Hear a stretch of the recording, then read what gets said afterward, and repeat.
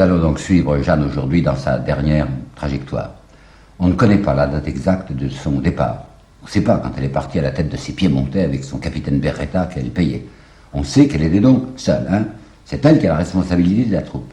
Personne n'est envoyé par le roi pour la commander ou pour la guider ou pour la surveiller. L'itinéraire, on le connaît très mal. On sait simplement qu'elle a été à Melun d'abord, à Lagny ensuite, et enfin à Soissons.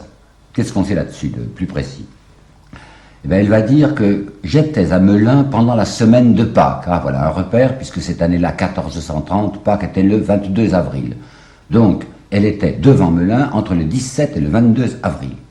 Et là, il va se passer quelque chose d'assez important pour elle, assez dramatique. Elle dira au procès, quand j'étais devant les fossés de Melun, mes voix m'ont dit que je serais prise avant la Saint-Jean d'été. Qu'est-ce que c'est la Saint-Jean d'été? C'est le 24 juin.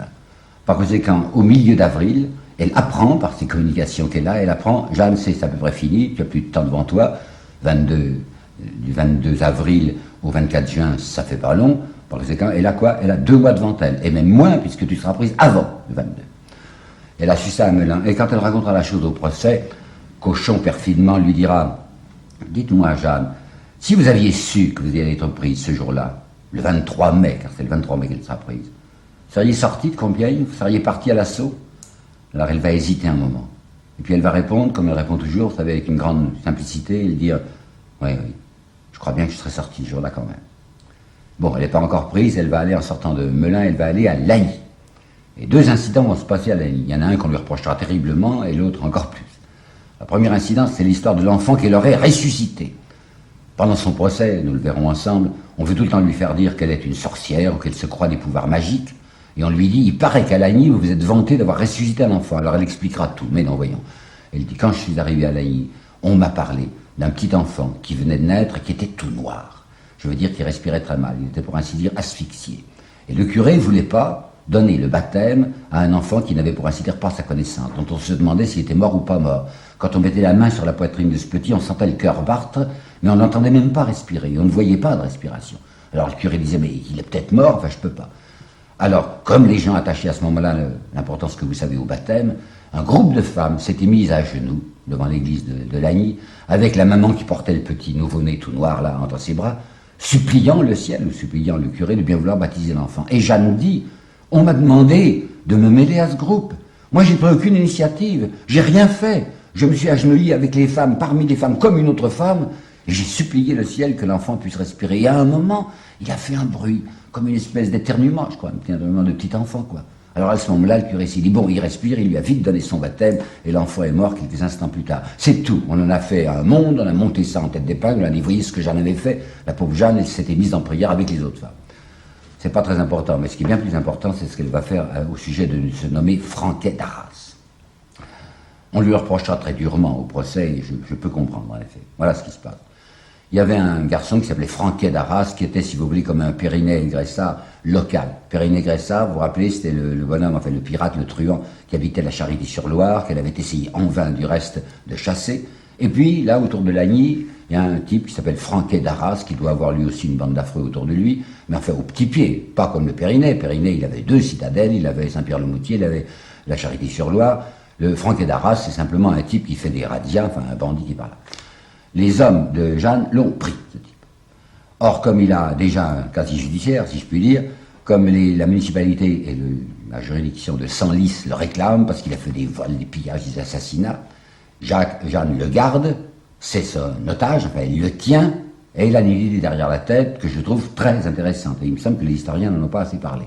Elle disait, c'est pas une rançon que je voulais, mais je voulais l'échanger contre un ami que j'avais à Paris, qui était le tenancier de l'hôtel de l'Ours. Oui, il ne suffit pas de signaler ça comme ça, mais c'est que c'est extrêmement intéressant. Ça veut dire que Jeanne a des accointances avec Paris. Et comme on sait que le 8 avril, là nous y sommes dans ce mois d'avril, comme on sait que le 8 avril, il y a eu 7 exécutions capitales à Paris que les Anglo-Bourguignons ont effectuées, ça prouve qu'il y avait eu un commencement de soulèvement, lui-même un projet, un complot, quoi, de Parisiens qui voulaient essayer de chasser les Bourguignons et les Anglais, enfin provoquer un soulèvement dans la capitale. Et Jeanne était mêlée à ça, puisqu'il savait qu'il y avait déjà l'hôtelier de l'hôtel de l'Ours qui était parmi les complices. Et je me demande ce que l'on n'a jamais proposé, je le propose moi-même timidement comme hypothèse, Je me demande si Jeanne, lorsqu'elle a décidé son départ, et lorsqu'elle a dit « je vais simplement voir à Compiègne ce qui se passe », je me demande si elle n'espérait pas ce soulèvement de Paris, où elle aurait fait ce coup fumant de prendre la capitale à l'aide d'un complot qui se serait produit à ce moment-là. Le complot a été raté, il paraît que c'est un moine, un carme, qui a lâché les camarades, qui a mangé le morceau, qui a révélé aux Anglo-Bourguignons la tentative de complot. On en a tué 8 d'un seul coup. Mais le type de l'hôtel de l'Ours, le tenancier de l'hôtel de l'Ours, qui était lui aussi du complot, on ne l'avait pas d'abord tué. Et quand Jeanne est à Laï, et qu'elle a son otage, Franquet d'Arras, qu'elle veut échanger contre l'homme de Paris qui avait préparé le complot, on lui dit, les Anglo-Bourguignons l'ont tué, votre type de l'hôtel de l'Ours. Ah, ils l'ont tué. Eh bien, le Franquet, je vais le faire tuer aussi. Elle le remet aux autorités, qui lui coupe la tête. Qu'il passe donc à la casserole, puisqu'on m'a enlevé mon bonhomme. C'était contre les usages. Quand quelqu'un a fait prisonnier quelqu'un d'autre, et qu'il le tient, comme on dit, à rançon, il ne le remet pas à quelque autorité que ce soit, il ne le fait pas tuer. Or, Jeanne l'a fait tuer. Déjà, on lui a reproché la fameuse histoire de la putain qu'elle aurait poursuivie à coups d'épée. Elle l'a menacée, c'est vrai, mais elle ne l'avait pas frappée. Il y a tout de même maintenant chez elle, on le voit bien, parce qu'elle n'est plus dans son état normal, parce qu'elle est très malheureuse, une tension, une nervosité, une violence extrême. Et vous allez voir ce qu'elle va faire encore maintenant. En sortant de Lagny, il se dirige vers Compiègne. Bon, il n'y a pas encore de danger militaire sur Compiègne. Et là, elle trouve qui? Regnault de Chartres. Rappelez-vous, Regnault de Chartres, c'est un de ses ennemis personnels, c'est le chancelier. Regnault de Chartres et la Trémoille sont les deux personnages suspects qui ont toujours guetté Jeanne. Qu'est-ce qu'il fait, Regnault, à Compiègne? C'est bien inquiétant. Étant donné que vous vous rappelez, dans la 13 du 28 août, le roi avait dit « Compiègne repassera à Philippe le Bon ». Les gens de Compiègne avaient dit « On ne veut pas repasser ». Alors il y a Regnault de Chartres qui est là, peut-être, pour persuader les gens de Compiègne d'accepter la domination de Philippe le Bon. J'en sais rien. Toujours est-il que Jeanne le retrouve là. Et ils vont ensemble, Jeanne et Regnault de Chartres, à Soissons. Soissons, il y a un gouverneur, pour le comte de Charles VII, qui s'appelle Bournel. Ce gouverneur Bournel reçoit poliment, enfin convenablement, Jeanne et Regnault de Chartres. Jeanne se félicite en disant voilà au moins quelqu'un qui nous est fidèle. À peine a-t-elle tourné les talons, à peine est-elle repartie avec Regnault de Chartres, que le Bournel, qu'est-ce qu'il fait? Il vend sa ville contre un sac d'or, il vend sa ville à Jean de Luxembourg, qui était le premier lieutenant de Philippe le Bon et qui commençait à se diriger vers Compiègne. Alors quand Jeanne apprend ça, quand elle dit ce Bournel qui nous a fait bon accueil, qui a fait semblant d'être loyal, et qui dès que nous sommes partis vend sa ville, si je l'attrape, si mes hommes peuvent le prendre, je le ferai couper en 4 morceaux, ce qui signifie exactement écarteler. Vous voyez, Jeanne est dans une situation intérieure assez vive. Eh bien, nous sommes tout près maintenant de ce qui va lui arriver de définitif. Philippe le Bon n'a pas renouvelé la trêve. Rappelez-vous, trêve 28 août jusqu'à Noël, renouvelable de Noël au 16 avril. Nous avons passé le 16 avril, la date du 16 avril est franchie, c'est fini, il n'a pas renouvelé la trêve, c'est la guerre. Rappelez-vous aussi que c'est le 13 février que Bedford, le régent anglais, lui avait dit « Je vous remettrai la Brie et la Champagne une fois que vous les aurez conquises ». Il ne s'est pas engagé lui-même, personnellement. Philippe le Bon, il a envoyé son premier lieutenant, nous dirions si vous voulez, qui s'appelle Jean de Luxembourg. Et Jean de Luxembourg, dès le 16 février, s'était mis, petitement, enfin sans faire beaucoup de bruit, s'était mis en route dans la direction de Compiègne. Maintenant, nous voilà arrivés au début de mai. Philippe le Bon lui-même apparaît, s'approche, il a occupé Choisy au Bac le 16 mai, et le 22, il va se trouver à Coudon, qui est tout près de Compiègne. Le roi Charles VII était très triste, il avait cafardu en diable, parce qu'il avait toujours espéré qu'on allait pouvoir s'arranger avec Philippe le Bon et qu'il n'y aurait pas de démêlés militaires. Et le 6 mai, il avait envoyé une circulaire, comme on dit à ces bonnes villes, pour expliquer aux gens que Philippe le Bon n'était pas gentil. Cette circulaire est d'un ton un peu pénible. On sent que le roi Charles VII désire tellement s'arranger qu'il excuse, pour ainsi dire, l'attitude de Philippe le Bon, disant « J'ai été par lui amusé et déçu par trêves et autrement ». Mais ce n'est pas un cri de guerre, cette circulaire, puisqu'il se borne à dire « Philippe le Bon s'est mis avec une certaine puissance ». Il ne voulait même pas nommer les Anglais. Comme s'il voulait l'épargner et ne pas dire publiquement, Philippe le Bon a trahi la cause française et la cause royale et s'est allié avec l'Angleterre. Les Anglais sont des envahisseurs, c'est un mot à ne pas prononcer, alors c'est mis avec Philippe le Bon. Ce qu'il voudrait, le roi, on le sent, enfin, il tend désespérément la main à Philippe le Bon, mais arrangeons-nous ensemble. Philippe le Bon n'entend pas cette fois de cette oreille, et le voilà qui est décidé à prendre Compiègne. Le 22 mai 1430, Jeanne se trouvait à Crépy-en-Valois. Qu'est-ce qu'il y faisait? On ne sait pas au juste. Crépy-en-Valois, c'est tout près de l'endroit où s'était passée cette nulle bataille, vous savez, cette bataille qui n'avait pas eu lieu à Montepilloy les 14 et 15 août, lorsque les deux armées françaises et anglaises s'étaient trouvées face à face. Ce jour-là, ce 22 mai, elle apprend que Philippe de Bourgogne, Philippe le Bon, est à Coudun. Coudun, c'était tout près de Compiègne. Alors il se dit, ça y est, il va attaquer Compiègne. Donc, rentrez vite. C'est dans la nuit, c'est avant l'aube, semble-t-il, qu'elle arrive à traverser les lignes pour rentrer dans Compiègne. Quand je dis les lignes, vous savez, il faut comprendre que c'était pas un front continu comme dans les guerres modernes, c'était un pays infesté d'ennemis. Bon, et bien, elle se glisse entre les ennemis et elle arrive à rentrer dans Compiègne sans être inquiétée. Elle y est le 23 mai 1430 au matin. Et bien, c'est ce jour-là où elle va être prise.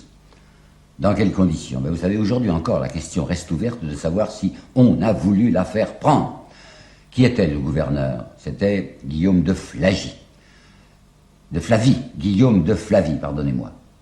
Et ce Guillaume de Flavie, c'est quelqu'un qui est extrêmement lié avec Regnault de Chartres. Et on le sait déjà depuis le début que Regnault de Chartres est quelqu'un qui ne supportait pas Jeanne.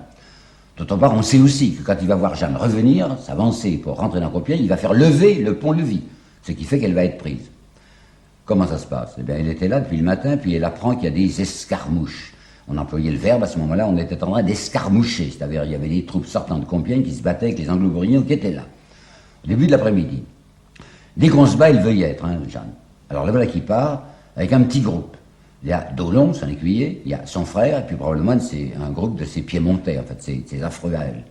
Elle s'avance, vraisemblablement trop loin. Elle s'avance jusqu'à 800 mètres ou 1 kilomètre même à l'intérieur de ce qu'on peut appeler grosso modo les lignes anglo-bourguignonnes. Quand les anglo-bourguignons voient qu'elle est assez séparée de Compiègne, il faut un mouvement très habile, un mouvement tournant si vous voulez, ou plutôt un mouvement pour la couper. Le long de la rive de l'Oise, il s'avance de telle manière qu'il forme barrage entre le petit groupe de Jeanne et le pont-levis. Quand les soldats qui sont avec Jeanne s'aperçoivent qu'ils sont coupés, que leur traite est coupée, ils sont saisis de panique. Ils crient, sauf qu'il peut, qu'on rentre à Compiègne. Et à ce moment-là, d'après le témoignage non pas d'un témoin direct, mais de Perceval de Cagny, qui est un ami de Jeanne, puisque c'est un garçon qui travaillait chez d'Alençon, et leur est dit. Elle aurait dit à ses soldats, ça c'est à la déposition de 1456, vous savez, c'est toujours un peu arrangé les phrases, et leur est dit, taisez-vous, il ne tiendra qu'à vous qu'il soit déconfit, ne pensez qu'à frapper sur eux. Ça c'est des phrases arrangées, c'est des phrases littéraires. Qu'est-ce qu'elle a dit réellement? Elle voit ses soldats autour d'elle qui fichent le camp, qui se précipitent en criant, sauf qu'il peut, rentrons dans Compiègne. Alors elle, hors d'elle-même, elle crie, enfin, lâche, il n'y a qu'à cogner, enfin, on passera en avant. Et en effet, elle se précipite dans la direction de Compiègne. Mais à ce moment-là, les Anglo-Bourguignons envoient encore de nouveaux hommes, puisqu'on voit qu'elle est avec un tout petit parti, une dizaine de types par exemple, et ils l'entourent. Et un Bourguignon, c'est pas un Anglais, mais un Bourguignon l'attrape par sa huque. Attention, ça c'est toute une histoire, la huque de Jeanne. Elle avait sa carapace de fer, quoi, elle avait son armure. Mais comme elle tenait aux beaux habits, c'est vrai, comme elle tenait aux beaux habits, elle avait mis sur sa carapace de fer, sur son armure, une huque, c'est-à-dire une veste dorée, elle était splendide. Et la veste tenait par une petite chaîne au cou, peut-être même une chaîne d'or. Alors ce soldat bourguignon qui s'avance vers le cheval de Jeanne attrape la huque. Il n'aurait pas pu attraper Jeanne si elle avait eu simplement sa cuirasse, parce que les mains glissent sur la cuirasse, il n'y a pas de prise. Tandis que l'attrapant par sa veste, tirant, il étrangle Jeanne, puisque ça tient, cette veste, ça tient, comme je vous le dis, par une petite chaînette. Alors elle est étranglée, elle est renversée en arrière, et elle tombe, comme dit le chroniqueur, toute plate à terre. L'armure pèse 18 kilos. Jeanne ne peut pas arriver à se redresser, d'ailleurs les types sont précipités sur elle, elle est là, toute petite par terre, toute plate, quoi, et elle est obligée de se rendre. Et on capture en même temps son intendant, Dolon, qui était à côté d'elle, et Pierre, son frère Pierre. Oui, mais si elle avait galopé assez vite, si on avait laissé la porte ouverte, elle aurait peut-être pu échapper à ses poursuivants. Le Bourguignon ne l'aurait pas attrapée par sa huque. Mais quand elle est arrivée à la hauteur de la porte, le pont-levis s'est relevé et la porte s'est fermée. C'est Guillaume de Flavie qui en avait donné l'ordre. Alors la question est de savoir s'il a donné l'ordre exprès en se disant on va la faire prendre. Perceval, dont je viens de vous parler, Perceval de Cagny, qui est un homme de d'Alençon, c'est-à-dire du côté de Jeanne, n'accusera pas le gouverneur. Lorsque le gouverneur, écrit-il, vit les Anglais et les Bourguignons prêts à entrer sur le pont, par la crainte qu'il avait de perdre la place, il fit lever le pont et fermer la porte. Oui, ça paraît tenir, ça paraît être un raisonnement, enfin au début j'ai marché. Puis j'ai réfléchi et je me suis dit, mais c'est pas comme ça qu'on prenait les villes, voyons. C'est pas parce qu'une cinquantaine de cavaliers vont arriver sur le pont-levis, qu'est-ce qu'il a comme dimension? Même pas 10 mètres certainement, 7 ou 8 mètres. La porte, mettons 9-10 mètres. Une porte, ça s'obstrue toujours, vous savez. C'était nombreux les défenseurs de Compiègne. Un bouchon d'hommes pouvait empêcher de passer ses assaillants. Les villes se prenaient parce qu'on mettait des échelles tout autour, parce qu'il y avait une espèce de fourmilière humaine qui grimpait le long des remparts et qui se déversait sur la ville. De toutes parts, ces fourmis montaient et occupaient la ville. Jamais on n'a vu une ville prise simplement parce qu'une porte est restée ouverte. Comme je vous le répète, une porte, ça s'obstrue. Donc, il a l'air d'avoir fermé sa porte un peu rapidement. D'autre part, qui c'est, ce Guillaume de Flavie? Il a une histoire. En 1427, il était responsable d'une forteresse, d'une des dernières forteresses qui restait à Charles VII le long de la Meuse, qui s'appelait Beaumont en Argonne, et il avait carrément rendu la ville aux Bourguignons. Or, Compiègne, le roi était d'accord de rendre la ville de Compiègne. Et s'il n'avait pas pu rendre la ville, c'est parce que les Compiègnois ne le voulaient pas. Mais qui sait si Guillaume de Flavie n'avait pas envie de la rendre, cette ville? Qui sait s'il ne trouvait pas Jeanne extrêmement encombrante? Il ne la rendra pas finalement, je sais bien, la ville va tenir le coup. Pourquoi? Parce que les gens de Compiègne ne veulent pas. Parce que le gouverneur lui-même n'a pas pouvoir sur des gens qui les triperaient, qui le tueraient si on le voyait rendre la ville. Toujours est-il qu'il y a surtout derrière lui le fameux Regnault de Chartres, et que Regnault de Chartres va se manifester d'une curieuse façon dès que Jeanne sera prise. En effet, nous possédons une lettre qu'il a envoyée à ses diocésains, parce qu'il est archevêque de Reims, et dans laquelle il va raconter ceci. Il va leur dire: Jeanne était une fanfaronne, une indisciplinée.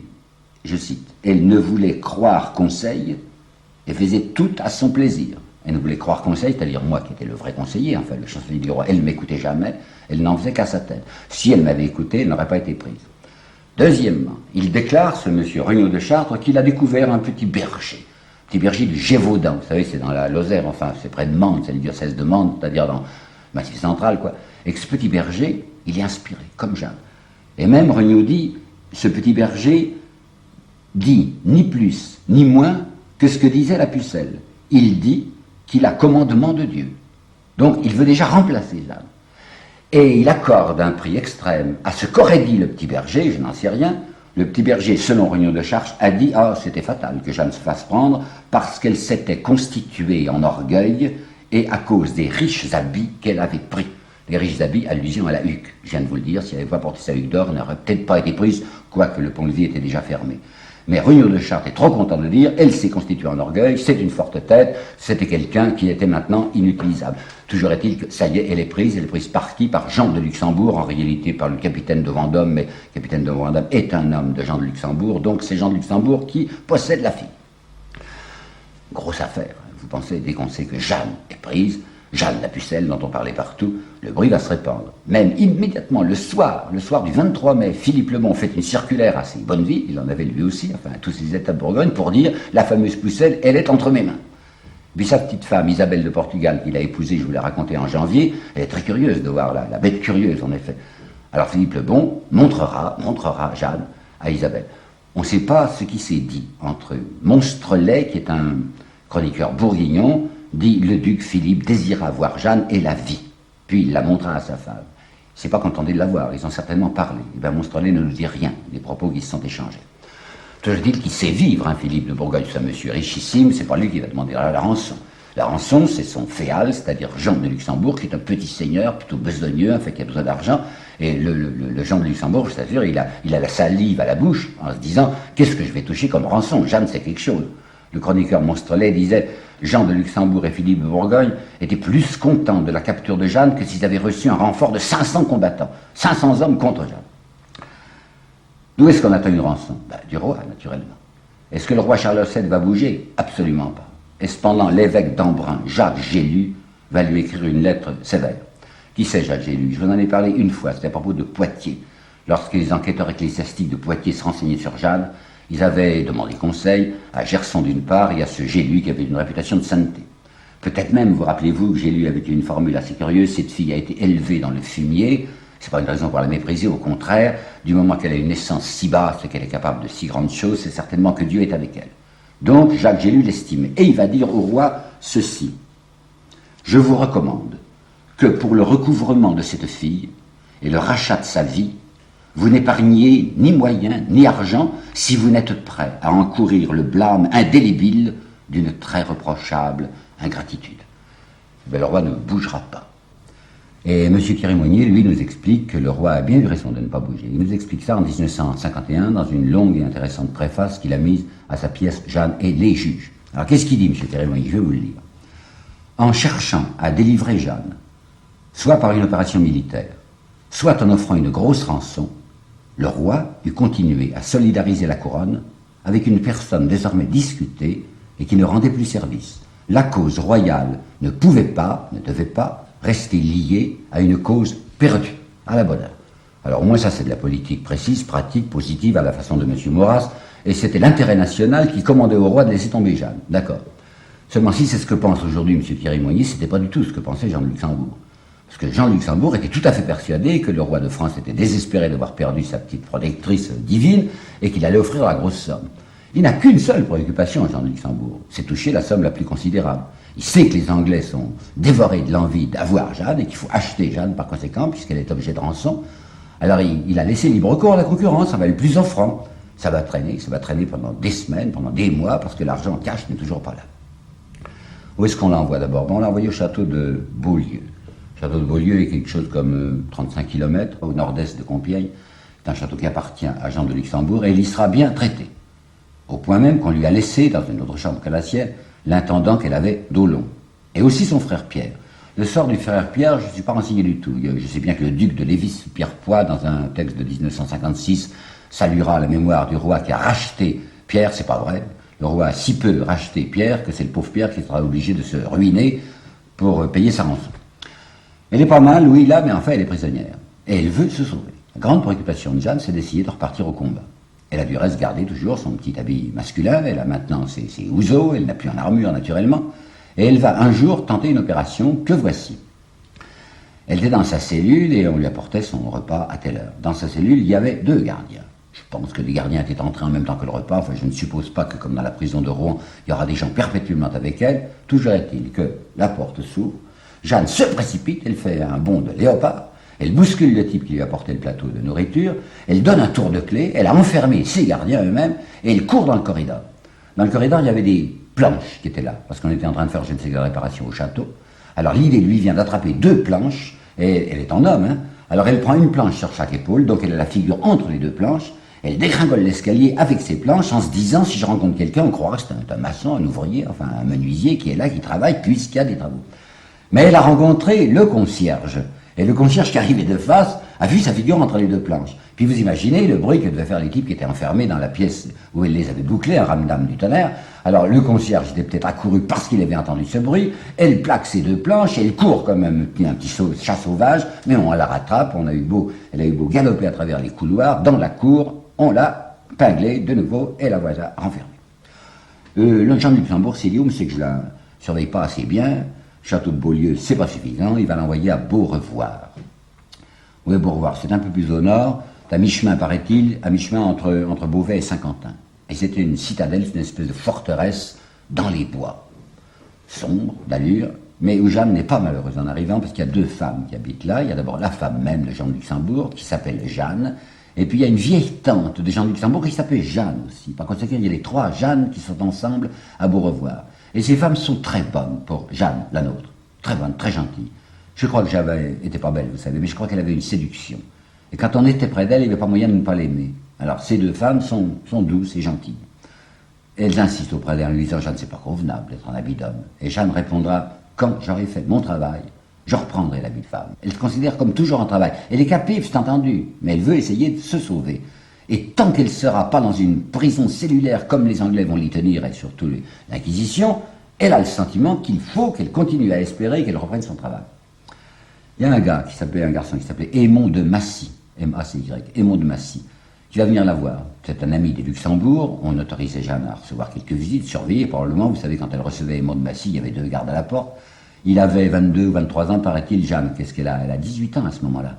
Et Aymon de Massy la trouve très charmante, il est bien élevé, mais enfin c'est un garçon devant une fille qui a perdu de son prestige, qui n'est plus la petite sainte d'autrefois. Alors il essaye d'aller un peu trop loin, elle lui tape sur les mains, enfin bat les pattes, elle rit un peu, c'est un garçon bien élevé, il n'insiste pas. Enfin, elle est contente, elle s'amuse avec Aymon de Massy, gentiment. Il y a une très curieuse lettre d'elle aux gens de Tournai. C'est la 3e fois, je crois, que je vous parle de Tournai. Tournai, Vaucouleurs, le Mont-Saint-Michel, c'était les 3 postes que conservait Charles VII au nord de la Loire. Elle avait écrit une lettre matamor, comme je vous ai dit aux gens de Tournai, en racontant « J'ai enlevé à moi tout seul toutes les villes anglaises de la campagne de Loire ». Cette fois, elle leur écrit une lettre très triste, très plaintive, où elle demande, pour ses nécessités, vous entendez, hein, pour ses nécessités, quelques pièces d'or. Qu'est-ce que c'est de mendicité de la part de Jeanne? Puis elle n'a pas de nécessité. Les dames du château sont très gentilles avec elle. Alors moi, je crois qu'elle voudrait se faire envoyer en douce quelques pièces d'or par les gens de Tournai. Pourquoi? Pour acheter ses gardiens. Parce que sa grande préoccupation, c'est de s'enfuir. La rançon du roi ne vient pas. Elle sait que les Anglais la veulent. Et elle a horriblement peur des Anglais. Et il y a même un personnage qui va terriblement coincer dans son destin, qui est apparu devant elle à Beaurevoir, et qui s'appelle l'évêque Cochon. C'est l'évêque de Beauvais. Il ne vient pas là en qualité d'évêque. Il appartient au Conseil royal d'Angleterre pour la France. Il est arrivé à se hisser dans les plus hautes sphères anglaises d'occupation. Et il vient voir comment il pourrait faire pour obtenir qu'enfin Jean de Luxembourg livrât cette prisonnière. Jeanne l'a su, peut-être que les dames ont parlé, peut-être que Cochon lui-même a voulu voir Jeanne, et elle est terrifiée. Alors elle va dire carrément au procès ceci: j'aimais mieux mourir, vous entendez, j'aimais mieux mourir que de tomber entre les mains des Anglais. Alors elle va sauter. C'est ce que l'on appelle dans les livres le saut de Beaurevoir. Et dans mon deuxième exposé, je crois vous avoir dit que ça, le saut de Beaurevoir, ça fait partie des mensonges en circulation. Comme il n'est pas convenable de dire qu'une personne qui est aujourd'hui canonisée a fait une tentative de suicide, alors on a dit mais non pas du tout, elle avait jeté une corde par une fenêtre, elle est descendue le long de sa corde, la corde s'est cassée évidemment et elle est tombée. Non, non pas du tout. Elle le dira carrément à Rouen, c'est vrai, j'ai sauté. La hauteur de la tour, on ne la connaît pas. Ce qui est extraordinaire, c'est que sautant d'une tour moyennement haute ou très haute, elle ne soit pas tuée. Eh bien, elle ne s'est pas tuée. Elle dira simplement j'ai été 3 jours sans pouvoir manger et même sans pouvoir parler, mais elle n'explique pas sur quoi elle est tombée. Et moi, mon idée, un peu, c'est qu'elle serait tombée dans une douve. Et vous savez que les douves avaient de l'eau. Alors elle s'est peut-être dit, en me jetant même de telle ou telle hauteur, j'arriverai à ne pas me suicider complètement. Et elle dira, vous savez, c'était pas tout à fait un suicide parce que je me disais, les anges me porteront.